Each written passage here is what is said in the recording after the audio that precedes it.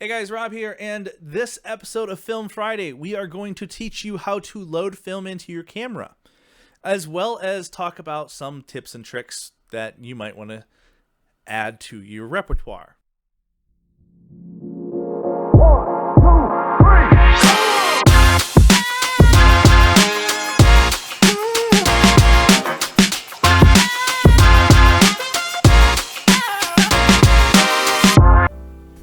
So, in the last episode of Film Fridays, we talked about how to find a camera, steps to take before you get your first camera, and we're now going to assume that you found that film camera that you want to use.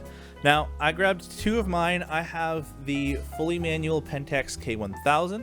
Now, this is going to be more of a entry-level body, but pro-level skills. You're going to need to set the aperture, you're going to need to set the shutter speed, you're going to need to know the metering point of this camera. So if you're loading 100 ISO film into it, you need to set it to 100 ISO. If you're loading 400, set it to 400. This is a fully manual camera. The meter runs off of a battery, but the benefit of a camera like this, one of these fully manual ones, is if that battery dies, you can still use it using an external meter or maybe a metering app on your phone. The other camera I grabbed that a lot of people might tend to lean towards is a point and shoot. So this is a Minolta Freedom Zoom 90. This was the camera that my mother had when I was growing up. It is a great camera. The downfall is the batteries on this one are kind of hard to find, so I don't have any batteries for it yet. But this camera is a fully automatic camera. It has zoom, which is nice, but all you do is you look through it, you point at something, you take the photo. It sets the aperture, the shutter speed, and it can even read the code that is on most film these days to know what ISO it is. So on film, we have this little barcode, and that's called DX code. And what that tells the camera that has this feature is what ISO the film is. So you don't have to set this. The camera automatically knows that you put 400 ISO, 100 ISO, or 3200 ISO into the camera. Now, with that being said, with the manual camera like the Pentax K1000, you're gonna have a lot more control over the images you're able to take. You can even interchange the lenses, so you can start building a lens library. If you're somebody who's really interested in photography and doing professional style photography, this is going to be the route that you want to go. If you're somebody who's maybe not so interested in the professional side of it and just wants a fun camera to go around and shoot with, then maybe the point and shoot is a better way to go. And there is a wide variety of cameras in between this. These are the ones that I use the most, so this is what we're going to talk about. When you first get a roll of film, you're going to get a box like this. And inside of this box is going to be your film. It'll be inside of a canister like this that you can open up with the top. And when you pull it out, you will see our film canister with our leader sticking out. Inside some of the boxes, you will find instructions for developing it. So Arista EDU and Ilford HP5, one of the two most popular black and white films for students, has the processing times for the chemicals that they recommend inside the box. Now, before we get into the film further, what I want to talk about is creating dummy rolls. Now, dummy rolls are basically going to be practice rolls. So I have two here that I've created. One was made by ruining a roll of film. So this was a previously expired roll of film that I had that has very much gone past its life expectancy, and it was pulled out completely by somebody else. That's why I used it. So this dummy roll is a not exposed version of a dummy roll. This roll, on the other hand, was made by taping the end of a leader on a pre-exposed roll. So this roll, when I developed it, had no photos on it, whether somebody mistakenly got the leader stuck inside or just didn't expose properly. This roll never got exposed properly, so when I developed it, then we didn't have any images on it, which made it perfect for using as a dummy roll because you really can't hurt pictures that aren't there. Now, the thing to keep in mind with dummy rolls is they are for practice. You want to try and keep them as nice as possible. I do recommend not doing too many of these. Wait until you mess up a roll in your development process, etc. Or if you really want to, you know, buy a cheap roll of Arista EDU and just pull it all out and practice with it. Now, let's move on to loading our cameras. With a point and shoot like this, I'm not going to be able to show you fully because I don't have the batteries in it, but it is fairly simple. You're going to take your film, slide it in like this. There's usually a spring-loaded rewinder in the bottom, and then you take the film and you feed it till it's just about there and close it. And the beauty of these automatic point and shoots is it'll load itself. Then there is a little rewind button at the bottom. Once you're done shooting, you rewind it, and then you'll be able to take your film out. For our manual bodies, this process is going to work a little bit differently. So the first thing you want to make sure is that you set your ISO to the proper. The first thing you want to do is you want to make sure that you set your meter to the proper ISO. So on this camera, this meter is a lift dial, and then you turn it to set it to whatever you want. So we're going to set this to 400 because that is the box speed of the film that we're going to load into it.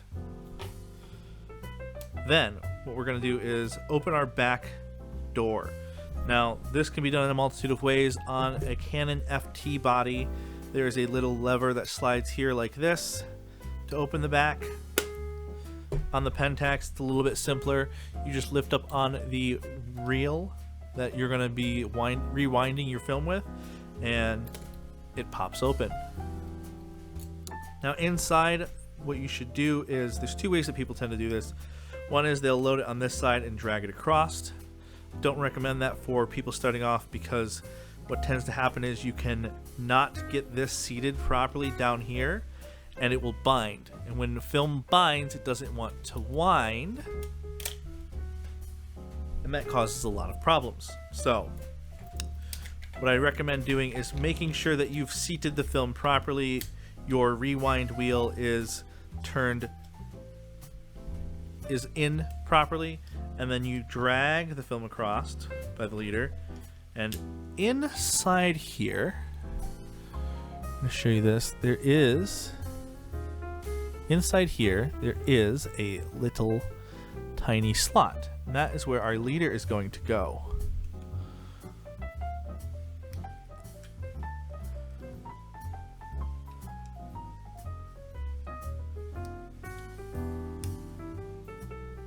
And you want to make sure that you have both sprockets inside of the gear teeth of the winding gear. And I usually give it a little bit just to make sure it's done. Close the back and finish the winding. And then I will fire it once, roll it again, and now this is up to you. You can fire it again to make sure that you are well within it. But I tend to use this as a money shot, meaning that either it works or it doesn't. And I will go and then shoot this, and this will be slide 0. You can usually get an extra slide out of this. If you are super economical with your film, then what I would recommend doing is learning how to do this in the dark, because your film comes like this. If you are good enough to load this in the dark, in pitch black, then you can usually get 2 extra exposures out of your roll of film. So instead of 36, you get 38. I don't tend to do that. I shoot so much film, I don't care enough. But I do try to get that 0 slide exposure at least once. That's my money shot. That's the one I'm not sure is ever going to work. Now you are ready to go out and shoot. Now, as you get to the end of your roll of film, your winding wheel will start to bind. It will not want to go. Do not force the binding wheel or the winding lever. If you ever get to a point where your winding lever does not want to wind, never force this, because you're going to damage the camera and you can damage the film.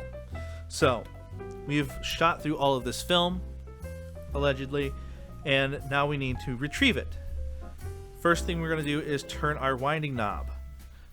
Now, if you try to wind it, you'll feel that there's resistance. You can't do it.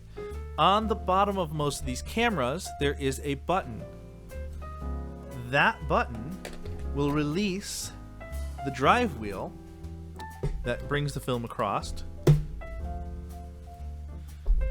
And then you can rewind your roll of film. Now, there's two methods of processing film.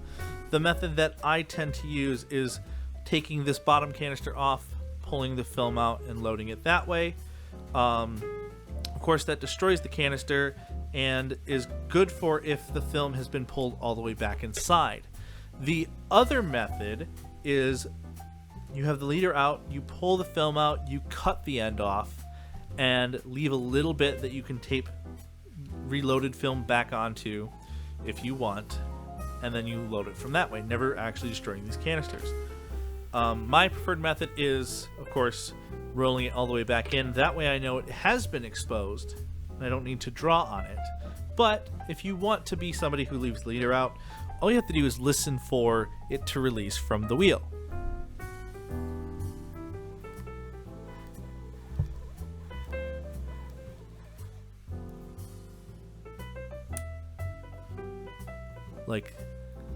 Like that.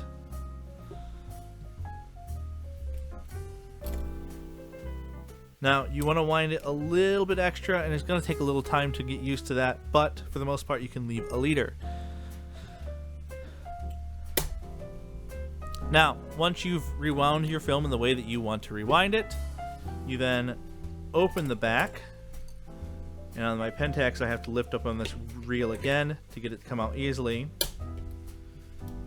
And now we have our exposed roll of film ready to be developed.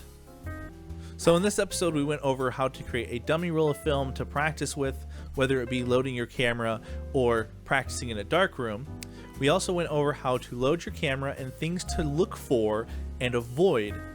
If you guys enjoyed this video, make sure you guys leave a thumbs up. And if you have any further questions or comments, leave a comment down below. Reach out to me on Instagram or join our Discord. Alright guys, that's it for Film Friday. Thank you, and we will see you in the next episode.